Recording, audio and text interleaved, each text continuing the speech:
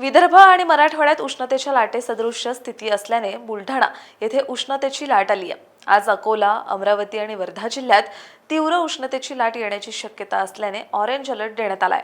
मराठवाडा, विदर्भात उष्णतेची लाट येण्याची तर दक्षिण कोकण, दक्षिण मध्य महाराष्ट्रात वादळी पावसाचा अंदाज असल्याने सतर्कतेचा इशारा हवामान विभागाने दिलाय। मंगळवारी सकाळपर्यंतच्या 24 तासांमध्ये उत्तर प्रदेशातील बांदा येथे देशातील उच्चांकी 47.6 अंश सेल्सिअस तापमानाची नोंद झाली।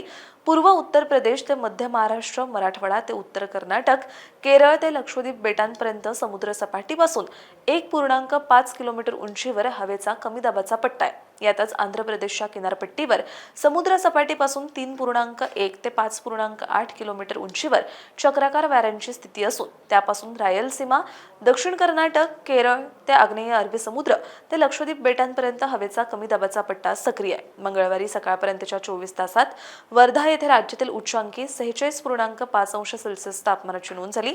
अमरावती, अकोला आणि यवतमाळ येथे 45 अंशापेक्षा अधिक, तर जळगाव, परभणी, नागपूर, वाशिम येथे 44 अंशापेक्षा अधिक, तर मालेगाव, सोलापूर, छत्रपती संभाजीनगर, बुलढाणा, चंद्रपूर, गडचिरोली, गोंदिया येथे 43 अंश सेल्सिअसपेक्षा अधिक तापमानाची नोंद झाली। यातच महाबळेश्वर येथे राज्यातील निच्चांकी 18.9 अंश सेल्सिअस तापमानाची नोंद झाली। आज विदर्भातील अकोला, अमरावती आणि वर्धा जिल्ह्यात तीव्र उष्ण लाटेची शक्यता असल्याने ऑरेंज अलर्ट देण्यात आलाय।